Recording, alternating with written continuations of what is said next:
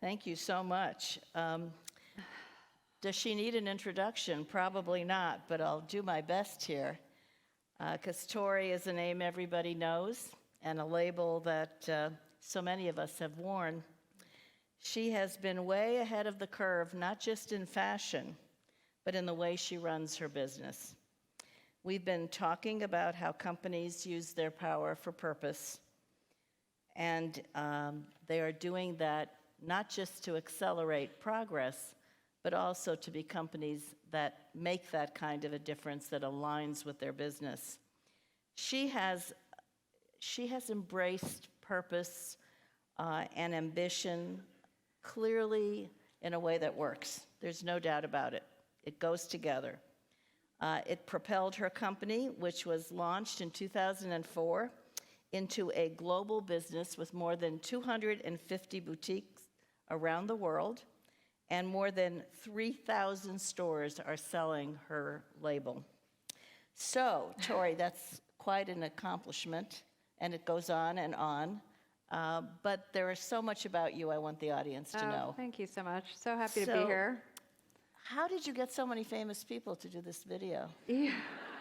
Well, famous and hopefully some that aren't, because you know what, it occurred to me that there was a very harmful stereotype, and that's when women are ambitious, it's perceived as a negative and sure celebrated in men. And so we wrote an email, and it was as simple as that, and we put it together fairly quickly. So I think it was about a month and a half before we shot for that.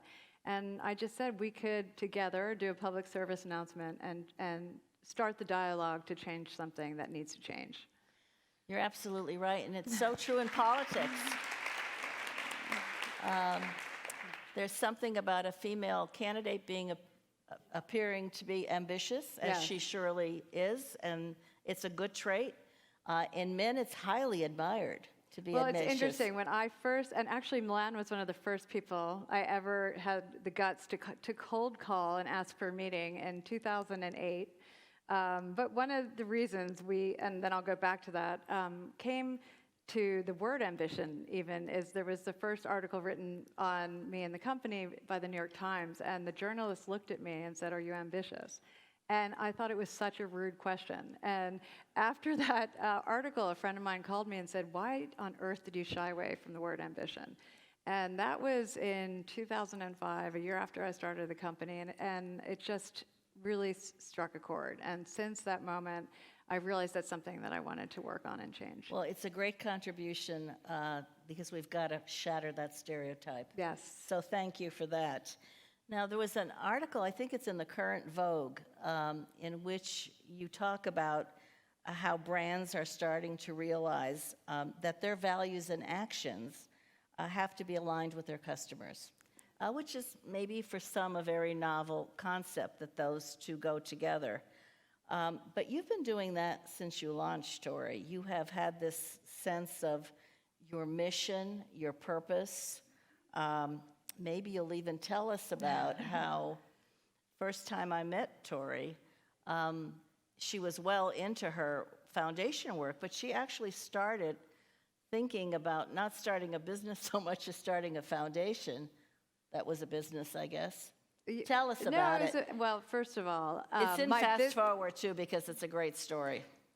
My business plan was about how do you build a global lifestyle brand so that we could start a foundation. And when I went to meet with people, particularly private equity, they really almost laughed at me and said, "Never, ever say business and charity work." I can't even say that because that's not what we do. Charity work in the same sentence. And it was really funny because last Christmas I went to a conference and it said, "Doing good is good for business." And I called one of those people and I said, "Oh, hey, I just came from this conference and I think it was doing good is good for business." And I said, "Just so you know, I think things have changed." And he goes, "Well, what do you want?" And I said, "Well, check for the foundation naturally." And so he told me a one-time check and I should never call back, but I will. But back to when I met Milan, it was one of those cold calls, and I'll never forget it because I was in awe of all the work you were doing, Milan. I was, and she took my meeting, and I said, "You were such an amazing support system," and gave me hope after I was ridiculed and told never to talk about business and social responsibility. But I will say that was a meeting that I will never forget. And I just said to Milan backstage, what I never realized back then is how important purpose would be for the bottom line of the business.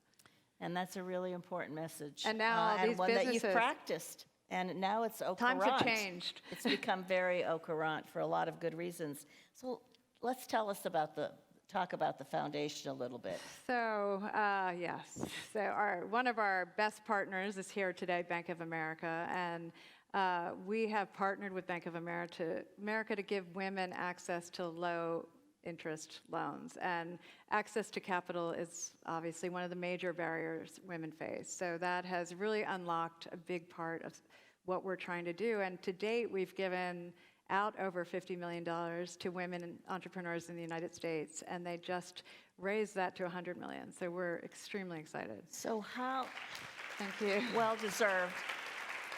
How did you zero in on working with women entrepreneurs?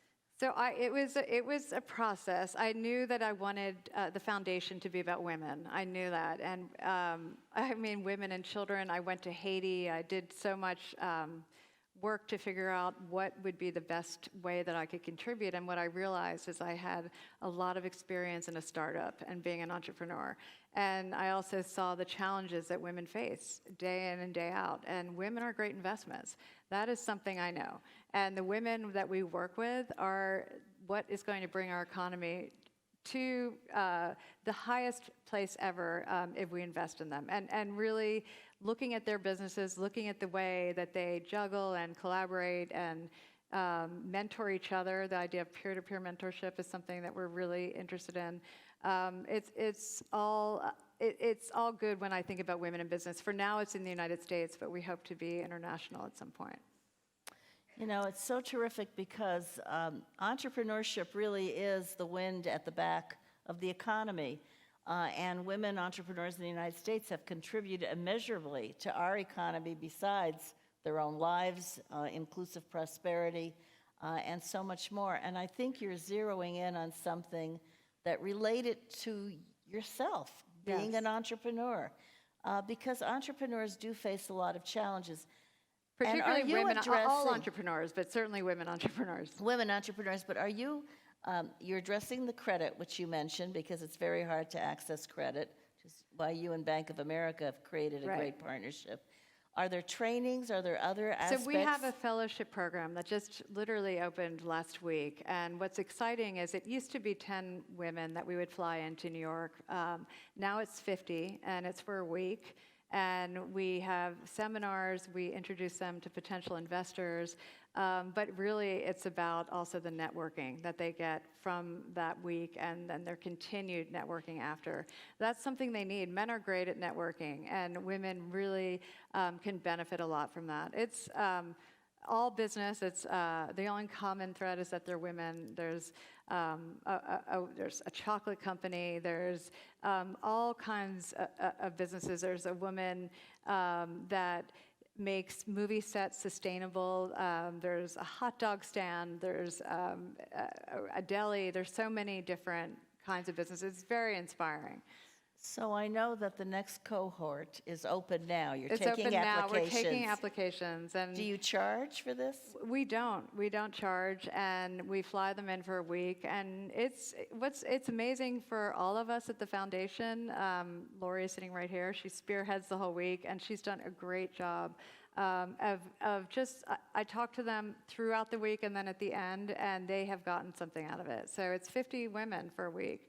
It's our 4th year. And do they tell you why they want to participate? Because you get lots of applications, I'm sure. We get a lot, and it's hard to whittle it down. But that said, we want as many as possible because we want to create that network. And we've created a platform online on the ToryBurchFoundation.org site. And over 15,000 women have written business plans from our site, but also it gives them the ability to communicate and network. And what question do you ask them? Do you ask them why they think they would benefit from this program? Yeah, that's a question. And then we have our summit coming up on March 5th, which is also a question, which is we tackle unconscious bias, stereotype, and ambition. And we we do not charge, but we ask people to apply, and they have to write essays on why they should be there. So we really curate the audience. And it's a day that's rapid fire. If anyone in the audience would like to come, we would love it. It's 1,200 people, and it's from 9 in the morning till 6 at night. A lot of action. So. Sounds good to me. One thing that I will say that our foundation feels very strongly about is having men be part of the conversation. And we can talk about women's issues all day long to each other, and we all agree. We have a lot of things to work on, but we need men to be part of this dialogue. Tell them what you told me about the first question you asked two of your guests. So I was telling Milan, I was asking her to come to the summit, and last year we touched on politics. So I had Joe Kennedy and Kevin McCarthy on the stage, and I said to them, I'm going to start with asking you a question I get or have gotten every single interview. And I said, so tell me, what are you wearing today? I'm sure they'd never been asked. And how do you manage being a father and having a family? Touché. So They started looking at their ties. They had no clue. You mentioned Bank of America. Yes. We talked about the difficulty of women entrepreneurs accessing capital. We are focused on partnerships and what a difference they make. How does your partnership work with Bank of America? So we have been working together now 4 years, and we knew that we wanted to give together money out, work with local CDFIs, local lenders, to identify the entrepreneur. And women are great investments, as I said. They pay their loans back over 90, I would say 95% of the time. So it's a win. And the loan size that we're addressing, banks generally don't want to deal with, as we mentioned backstage. So our average loan size is roughly $16,000 to $20,000. So they help us partner with the CDFIs across the United States and really help us find the entrepreneurs. And then collectively, we invest in them and then hopefully take their businesses to the next level. These partnerships really bring to the table different competencies, different sets of resources, and the reality is that it then achieves something that one may not have been able to achieve by itself, right? And what was interesting is it took us a little while to figure out how to give out the capital. I thought that would be easier than in fact it was, but it has to be with the right time of the business and the right amount, and we certainly, investing in women is a no-brainer. So she's doing it, and she's doing it in a great way, and we're really, Thank really you so happy much, to Lon. have you with us, Tory. Again, the Thank time you. has just vanished. Thank you very much.